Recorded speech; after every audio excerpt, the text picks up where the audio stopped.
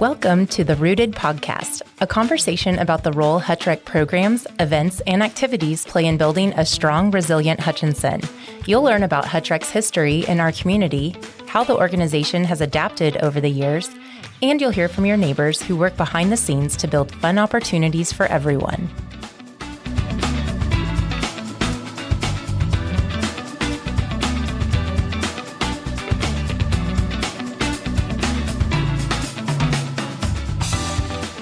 This is Jason Probst, and I have in the studio with me today Tony Finley, the Executive Director of Hutchinson Recreation Commission. Hi, Tony. Hello, Jason. And also Amy Conklin, who's the Assistant Executive Director of Hutchinson Recreation Commission. Hi, Jason. Thanks for coming in today. We're starting something new here. We're doing the Rooted Podcast, which we've talked about a little bit. And one of the things I want to start out with is tell me how you chose that name. This was the name you all chose. So tell me why you wanted to go with the name Rooted. So as we were looking through our next initiative and what it means to deliver recreation programs to the community, we just kept coming back to this rooted idea that the Rec Commission is from the residents, it's important to them, and the decisions we make come from what our residents want to see through public recreation. And so, we just worked through some names, and that's where we landed. Yeah, and recreation in a community is foundational for so many other opportunities for connection, belonging, healthy living.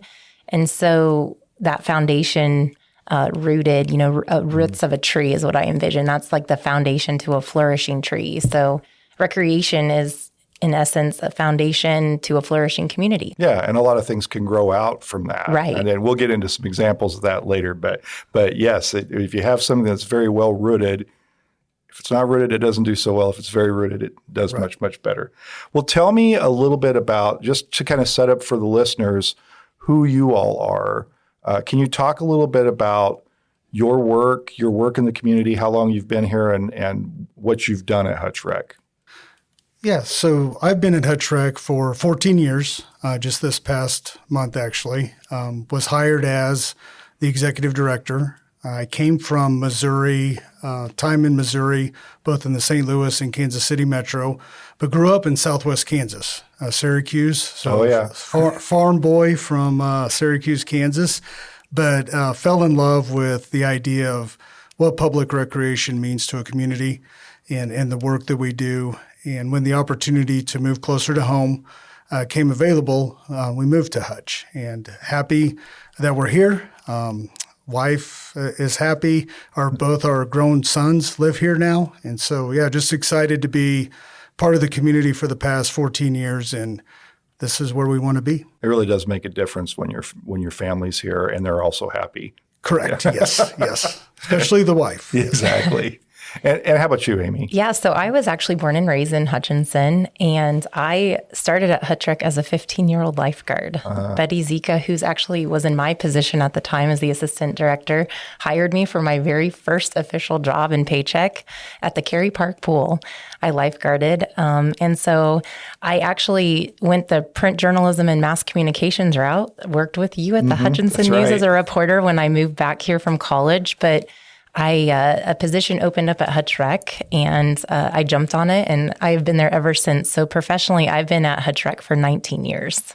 Nice.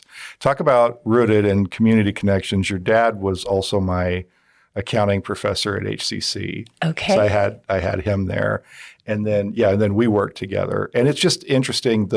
And we'll talk about this more as we go on, I'm sure. But the idea that people that were hired as kids doing lifeguarding or coaching or whatever, who end up working professionally in this field is pretty remarkable, I think. It is. And we love celebrating that because we are the first job for so many teens and young adults. And for them to want to come back to this community and invest in the people speaks volumes for the work that we do in recreation. Let's talk about that a little bit, about kind of the leadership perspective and how you mentioned that about how there's this leadership component of building these relationships and then getting kids to come that do this in the community, then to come and work whether they work with HutchRec or not, they've developed some skills and some appreciation for the community through HutchRec and through the programs. Share us a little bit with the listeners about kind of your view of that and your view of leadership as it pertains to recreation. Yeah, we actually think that those traits or those leadership skills start when they first enter public recreation through youth sports, programming, the teamwork, the responsibility to your teammate, effective communication out there on the ball field. All of those things start at that young age. And as they get used to that teamwork, and then if we're lucky enough for them to come work for us, we just continue to build on that, what it means to be an effective employee, what it means to show up every day, have a smile on your face, all of the things. And so, yeah, we're excited that we play that role in the community as prevalent as we do.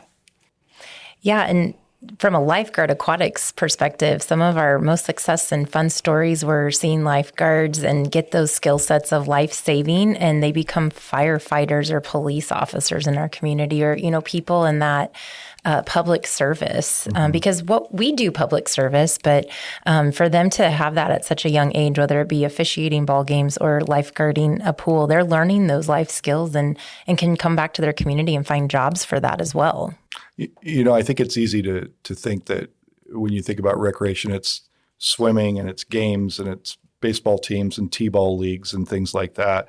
But for a lot of kids, 4 or 5, I've seen the little soccer. I've had my kids have been involved in HutchRec programs. I coached for a little bit when they were little. Some of these kids, that's the first time that they're learning like group dynamics, like big competitive group dynamics, how to take a loss, how to win gracefully, how to work with other people. There's a lot. It feels like it's a t-ball game, and it feels like, or it's a soccer game or whatever, or kids dribbling basketballs around. And it's always funny to watch when you're watching like the 4-year-olds just kind of huddle up around a ball and move around. But there's a lot of skills they're learning there. Yeah, absolutely. A lot of it being not even associated with the sport, with the actual physical part of the sport, which is important in what we want to teach. But so much of it is the relational part of, like you said, how to work with a coach, or even the parents too. How do they work with a coach that they may not agree with, or they're not communicating well? How do we figure out how to communicate? So we start them as young as 3 years old, which we joke in our industry is herding cats, because that's what it is like. It's herding cats with whatever ball is in season. And like you said, it's a magnet. You know where the ball is because that's where all the group of kids are. But parents and kids alike on a field or on a court are learning those skills together. Mm-hmm.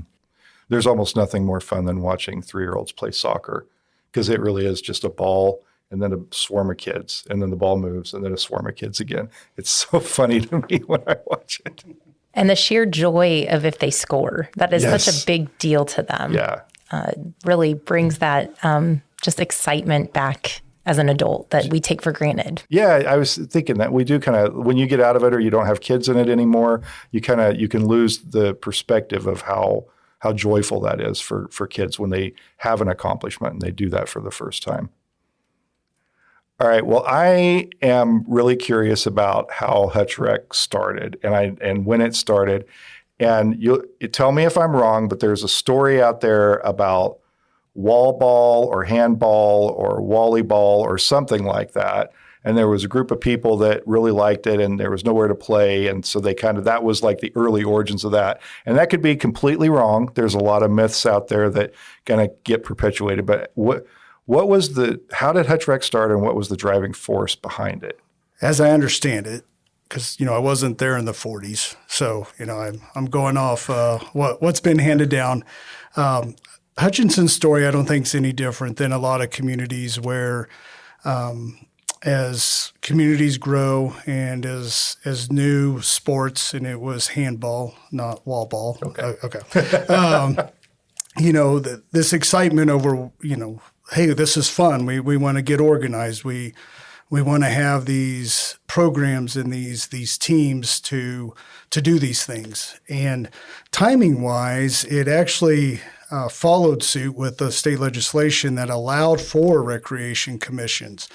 HutchRec was one of the first ones to pass the local legislation to do this.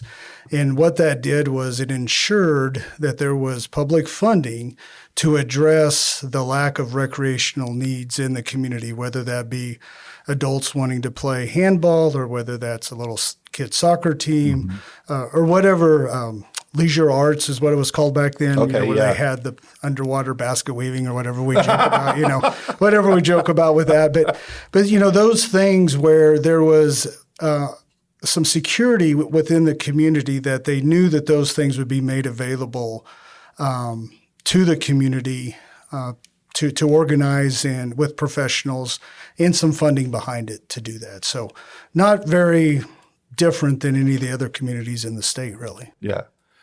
At the time or prior to state legislation and local legislation that authorized the funding mechanism for an organization like HutchRec, how was recreation managed or organized in the absence of like a public funding for it? Right. So it fell to civic groups, right? So a lot of times you would see a Rotary or somebody like that put together a youth baseball league. Church groups, churches definitely played a role in that.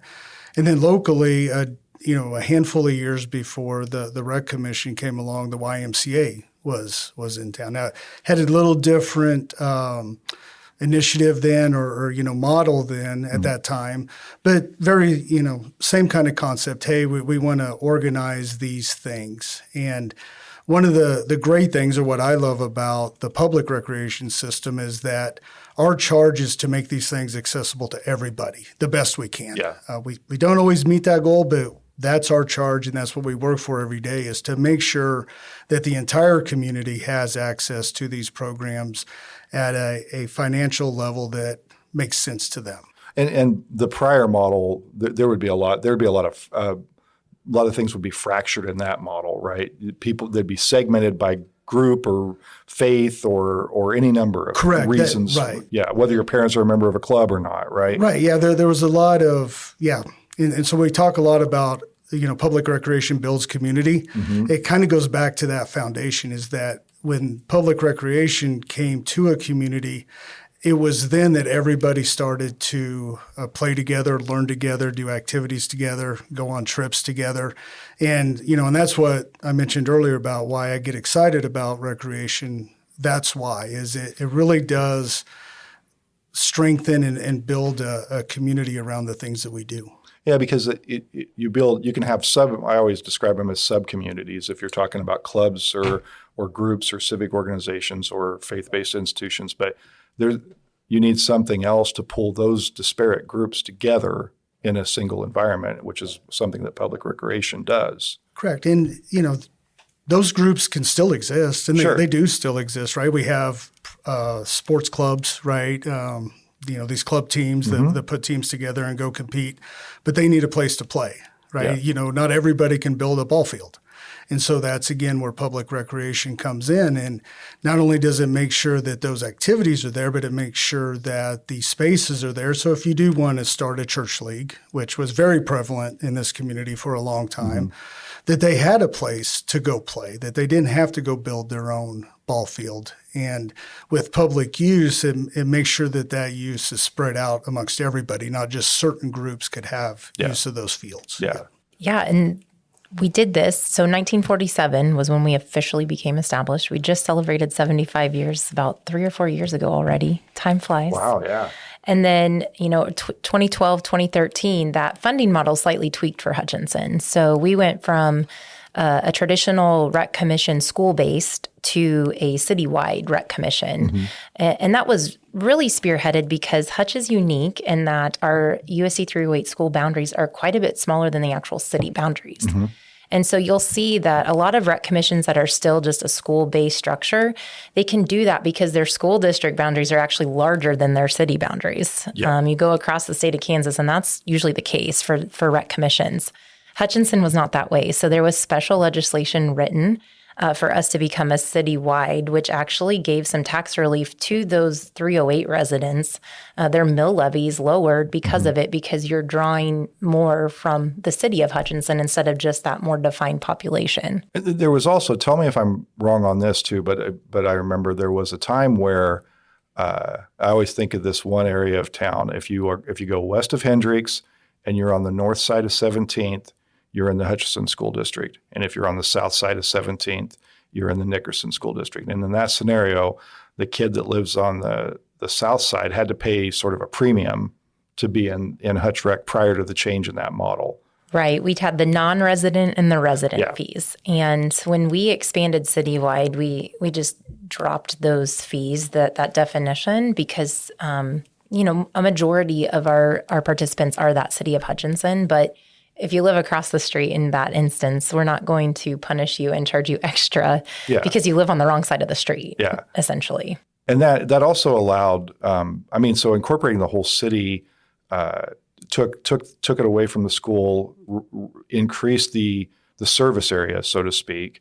And you all have been able to make some pretty significant changes and adaptations after that. I mean, it feels to me like HutchRec became a lot more integrated into the community after that.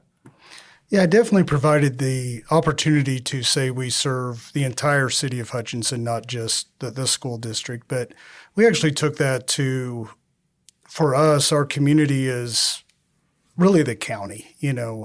When you look at our programs, we have folks from the Pretty Prairie, Buhler, and so on that will participate in our programs. And that's a good thing. One is it provides more connection. Mm-hmm. You talk about building community. It allows people, parents that would never meet somebody from Pretty Prairie to be on a team together. Yeah. And so they're doing the snacks and they're carpooling or whatever those situations look like. So again, it feels minor, but it actually is very helpful when we talk about building what we want Hutchinson and Reno County to be. It also, when those folks are in our programs, it allows for us to keep that price per participant a little bit lower because we have additional people in the program.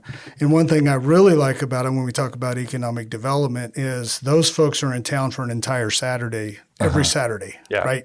And so when you look at, if we do have teams that come in from Little River or teams from Mound Ridge, if they're coming in for these activities, they're doing things, right? They're going to Dillon's Marketplace. They're going to Carl's to eat or whatever. Or somewhere, right? Like they're doing all of those things. And they're leaving some money behind. And they're leaving some money behind. And so we're very proud of that and very we like to promote that every Saturday there's a lot of people in town that are in town for HutchRec activities. Yeah, if you go down to the ball diamonds down there at Cary Park, I mean, it's crowded. Correct. During soccer season or during baseball season, there's lots and lots of people down there. Well, you've been around, I guess now it's probably 78 years now. What are some of the milestones that have happened over those years? I mean, you started in 1947. What sort of things have happened that have been really kind of pivotal for the organization? Yeah, so one that I really enjoy telling now is the connection that HutchRec had with the Hutchinson Symphony at the time. And this was early in its years. When we were doing research and things for our 75th year, we found out that the Hutch Symphony actually came to the rec and really was established by the Rec Commission for people who wanted arts and culture in Hutchinson. So that was a big milestone and a fun surprise that we found out, especially because I feel like it's full circle as we're trying to continue to build that arts and culture in our community and through the different division work that we do at HutchRec. Also, childcare and the introduction of our State of Play program about 10 years ago, there was a need for, at the time, more summer childcare options in town. We have some great organizations that are providing that, but there's always need for more. And so we were able to start a State of Play childcare camp, and that expanded even to after school care at Graber Elementary School. So and we'll continue to expand at other elementary schools. So that's been another milestone. Transitioning Elmdale Community Center, for those old timers in Hutch, we had the sister community centers. We had Shattuck Park and Elmdale Park. And if you've ever been in those buildings, they're sister buildings. They're pretty identical. Yep. And Shattuck Park, obviously, Boys and Girls Club operates out of there now. HutchRec received Elmdale, so we operated. And at the time, for a while, we just didn't have a great identity at Elmdale. It was still a community center, but it was a split between a 50-plus center. 50-plus was considered senior at that time, and a wellness center. And it just was wonky. It didn't make sense. And so we transitioned that to a complete senior center for all ages of the seniors from 60 older. We moved it up from 50 to 60.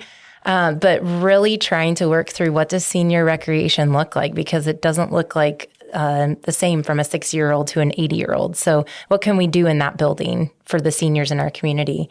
And then really, like I said, going back to our roots and just focusing on that arts and culture. I think it's amazing to me. People are still surprised that we are more than sports. And we've done several campaigns about that we're more than sports. You know, we operate Dillon Nature Center. We are heavily involved in festivals and parades and community events. So really just continuing to show that we are for every single resident, 0 through 100 plus in our community. And there's I know you talk about the camps, that the Dillon Nature Center camp is going on. Yes. One of them is going on this week, because I know some people that are in it, and it's very exciting. Yeah, you talk about an establishment, 55 years of outdoor adventure camp, and those kids are doing pretty much the exact same thing that they were doing 55 years ago at that camp. I think today was snake feeding day. Oh, that's always a highlight, yeah. And they're still, they're outdoors all day, getting dirty, getting eaten by bugs, canoeing, fishing, falling in the pond, whatever. They're being kids outdoors. And that, I remember when this was a number of years ago, but the Naturescape playscape was put up out there, and the idea that was based on the book, was it The Last Child in the Woods? I think it is. That was a fusion of research around way before the book, the Anxious Generation came out, and some of the books that we're seeing now about children. That book was talking about how we're not touching enough grass, right? Kids are not getting outside enough, and out of that came that Naturescape. Yeah, the entire intent of the playscape is for kids to walk away filthy and dirty because they're playing in mud and sand and grass. And, what better? We used to do that as kids, We would leave and come back. You hear stories of our parents and even us doing that, and that was lost. And so that playscape was that space created just for that same concept. Yeah, when I think you talk about milestones, I think the Nature Center itself was one of those. So 55-ish years ago, the Dillon family, wanted to do something with that property that they had. And the initiative was to give that back to the community. And it was agreed upon from the beginning that it would need to be city property. There's a lot to do with rec commission's legislation on owning property and buying property and so forth. But it was given to the city with the intent of HutchRec operating that. And so HutchRec's operated that facility the entire time. And for me, that shows, even though it was long before I got here, it shows the true scope of recreation. I also think it was a milestone because technically that was outside of the Rec Commission's boundaries, right? At that time, that was not in the 308 school district, but yet the Rec Commission was running that. And I think that does show that the Rec Commission is able to expand and do some things for the good of the community without being so narrow-minded with boundaries. And it's more about building the community and providing the service than it is following a line on a map, if you will. And it's important to adapt. I mean, Correct. Recreation is one of these things that changes all the time. And certainly when you think about, there's a competition for attention and there's a competition for free time, particularly among children. And you have to adapt and change to be able to draw families into the programming that you're doing. If you stay static, it's going to be a problem. Correct. Yeah. When you look at those early activity guides for HutchRec, they do not look there's some similarities, but they don't look really anything like what they do today. And just the ebbs and flows of people's interest, time, we all grew up with adult softball was king, right? Like adult slow pitch softball. That isn't played much at all anywhere anymore, right? And so you just have to be able to see what those trends are, be able to respond to not only what the community wants, but also the market, and what we're able to do. And again, that's that freedom of being that independent rec commission is you have the freedom to adjust to that without a ton of red tape, if you will. Yeah, because you can be a little more nimble in that respect, right? Correct. When you notice that there's a change, I imagine like most industries, you have peers that you can reach out to and see what they're doing and see how they've adapted and kind of bring some of those ideas here. Oh, yeah. The Rec Commission has been very supportive of professional development throughout the years. We have a couple of, one director is in the Kansas Recreation Hall of Fame. One of our assistant directors is in the Kansas Recreation Hall of Fame. So there's a long history of people from Hutchinson serving our community, getting statewide recognition, and we continue that today. We encourage our professional staff to serve on those state boards, and that's where they learn those trends and so forth. So yeah, it's very important. Well, on the topic of kind of adapting and changing, can you talk a little more about, you said it before, we're not just sports, so talk a little more about the work you're doing in the arts and in the arts area. So through our arts and culture work, we have been able to do things like Third Thursday. So that was a grassroots event, monthly event that Jennifer Randall started with a group of people in our community who loved art, music community. And when it transitioned and they were looking for someone to maybe take more of that organizational role, HutchRec was able to have that flexibility to step in and help. And so through that, arts and culture have really flourished in our community. We have that monthly event, Third Thursday, held on the third Thursday of every month. And then we've been able to, expand that with our staff of offering things like Final Friday concerts. So, a free concert experience for our community. We have things like placemaking has been something huge that's come out of that arts and culture work.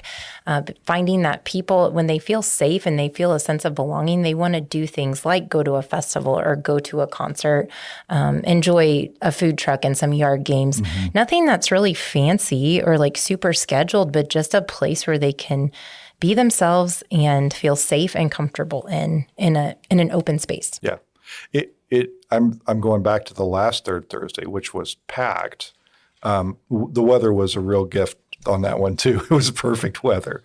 But it struck me then, and it always strikes me, people that come out to Third Thursday that you don't see it all the time. It's like an event. I always see it's an event that I get to see people I don't see at other things around town, because I think because it's open, because it's accessible, because there are a lot of things that don't cost to do. So one of the things I always like about Third Thursday is that it's so good at creating an ecosystem, both for vendors, for musicians, for participants, and for people that just want to come hang out.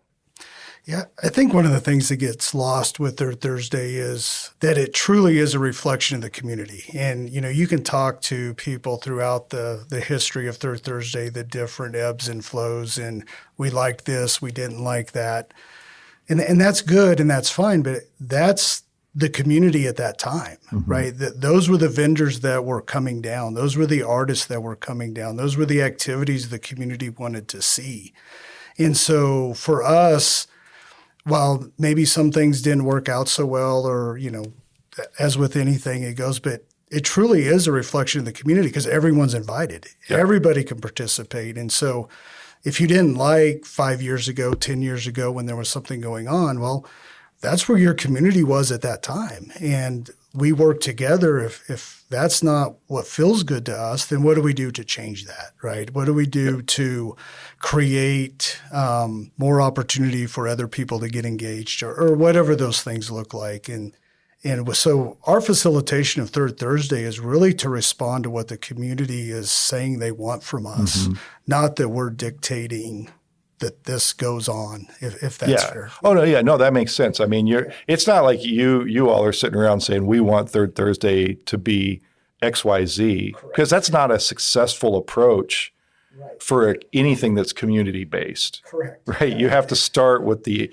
community at the beginning and say what feedback are we getting from them that we're feeling, and how do we and to be fair, it's moved around. You've tried, but it's experimentation that has to be done, right? We've moved it to different places to see, okay, what's the feedback? Right. What's the feedback? And those are always in response to something, right? Yeah. Like, well, this isn't working. And, we have our event spaces downtown. Yeah. Well, downtown's a very long downtown. I was going to say, we have a very long downtown. We have a very long, And so when you think about the White Street, it takes a lot to fill up that space, right? And so you have to really be intentional with not only what the community's telling you that they want, but how is that going to function? You'll notice in the warm weather months, everything we do is on the west side of Maine. Because it's just too hot to be on the east side. And we don't like that that's the way it is, but I try my best to control weather, Jason. But I've tried for 29 years doing this, and I have not found the way to control the weather. But Third Thursday to me, and one of the reasons I wanted to jump on board with that is, to me, it's truly what your community is. And right now we're in one of those highs, like you mentioned. The engagement's high. People are out. Businesses are engaging more. And so we're excited about that.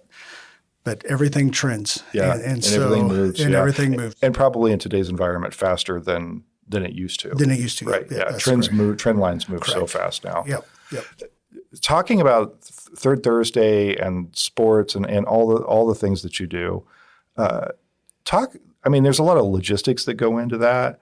There's also a lot of people that go into that. Can we talk a little bit about you have some staff, but you are largely fueled by volunteers? Yeah. So for us serving what we talk about the county, which is 65,000 residents, we only have a full-time staff of 14. And so we like to say we're good stewards of the tax dollars, and people are getting a lot of bang for their buck. But, we have our structure is where we have 4 departments, and there's a director for each of those departments. And then they have a lot of support staff, whether that be managers, coordinators, our seasonal staff. And then, like you talk about, we have a great volunteer group of people, whether it be youth sports coaches or people doing landscaping at the nature center. We have facilities and ground staff, but not all of that can be done by one person. So, those volunteers are crucial to our operations and our organization, just as much as our staff is. Yeah. And each of these events, whether like you said, coaches, those are all volunteer. So you have all the sports, those are volunteer coaches. I think Third Thursday, I always see people doing work on Third Thursday that I think is, some of it I see as staff and some of it I see as volunteers. Yeah, and I think it's a great blend and a testament to our community. Those who do volunteer, they're passionate enough about whatever area of focus, whether it be nature or arts and culture, where they want to give back to their community. So there is that component of our staff time being spent on really empowering those volunteers and wanting to give back as people and for their community. One of the things I know I'll get off of Third Thursday here in a minute, but one of the things that I think about on that is the opportunities that are created also for, when you talk about community building, there's musicians have their community, but this creates a lot of opportunities for them to come here. A lot of crafters, or I don't know if it's the right word, but the people that make things and they need a market, and there's not always a ready market. Third Thursday kind of serves that need. Can you talk a little bit about the work that goes into that? I mean, you have to have basically a Rolodex of musicians in town, people that want to do this. I mean, how does that process work? So it's really built, going back to the earlier statement, what the community's wanting. One of the most out of the box things that I've done here is I actually pay the musicians, right? We figure out a way. Wait, you don't pay them an exposure? No, we do not pay an exposure anymore. But that was a thing, right? And so we knew when we took on the arts and culture that we had to be respectful of the artist as best we could. And so we started doing that, and we started figuring out a way within the budget to find a way to pay these local musicians to come and perform. And again, like anything else that's worked good, right now it's working great. We keep any musician that has engaged with us, we keep their name and number, and they know that they can submit to be a performer. Actually, right now, we don't have enough space or enough distance between each musician that wants to perform. So we're in a spot now where we're actually the music scene's rising. Music scene's rising, right? Yeah, and those things. And we really try to be intentional of making sure that local businesses have that opportunity to engage with those musicians. The introduction of breweries, not only in Hutch, but in Kansas, has provided, I think that's helped the music scene. Both of our breweries do a great job of making sure that musicians are included in that. And you'll see some guest appearances, even in some restaurants sometimes. So it really is cool to see that growing and those musicians getting a chance to go and do what they love. There's something to be said about normalizing, whether it's paying musicians or whether it's creating venues for them to perform in, that kind of creates a snowball effect, right? Other people start to, well, if that's successful here, maybe it'll be successful there too. Yeah. And we start to see more of what the community has told us they want. Correct. Yeah. And again, it goes back to responding to what the community is showing up for. Yeah. How do you, I know I went to one of your meetings where you were, getting some community feedback on like this is what our plan is for Third Thursday. And I've been involved in some other community-based meetings that you guys have had. But how do you kind of engage the community? How do you figure out what they want? And how do you know whether you're hitting that mark or not? So for Third Thursday, after each event, we do like a post-event wrap, and we're surveying the musicians, the business owners who are having musicians or entertainment or artists in their building, participants. We hear, we're taking notes and eavesdropping on conversations going on as we walk up and down Main Street. So you have that component of it. And that's just for Third Thursday. But that's really with whatever we do.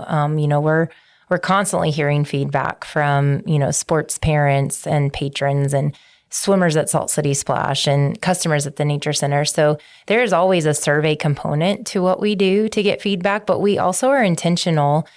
Throughout the years, we've done different strategic plans and Parks and Rec master plans where that has been the crux, that community feedback. That has been the priority number one of getting their feedback, whether it be through a scientifically valid survey that we did or through, other different methods of collecting that data. But we do multiple layers of feedback and gathering that feedback. I know I did the Sand Plum, and you guys sent out a survey right afterwards about, hey, what'd you think?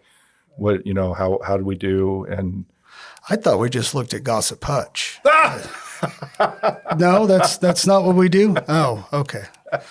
My bad. You can find anything you want on Gossip Hutch.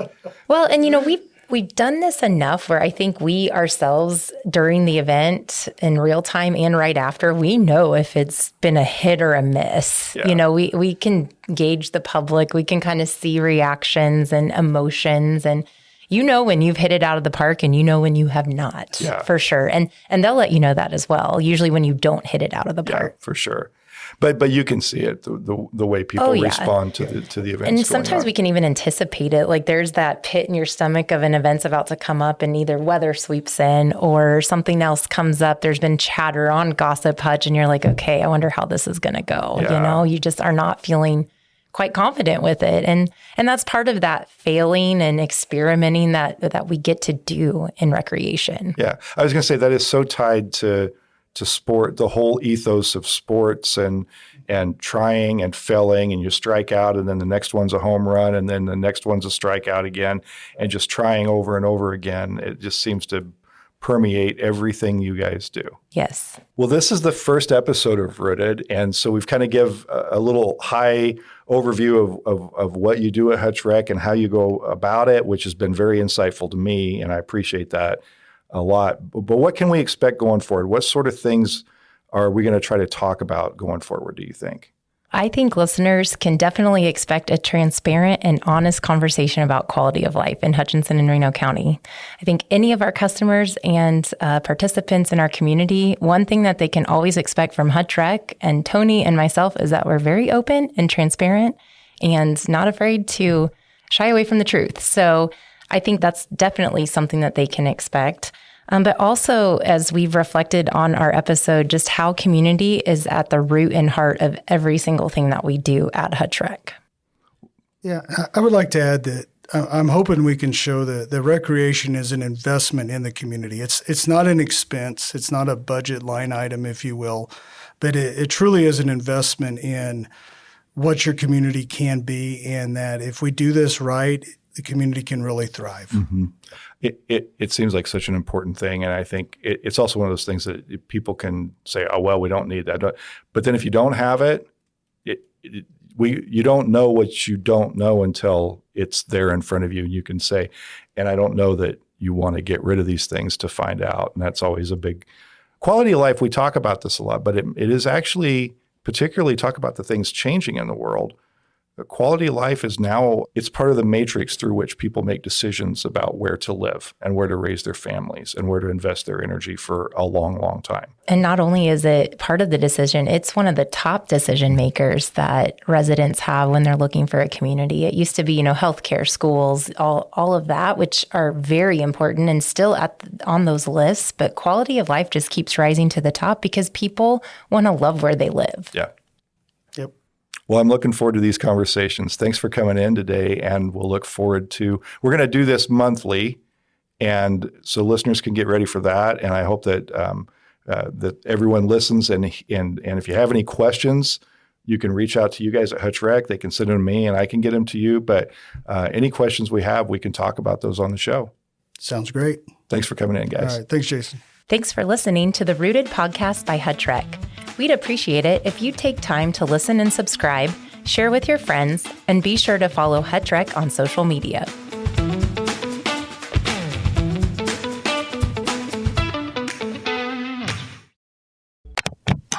A Salt City Sound production.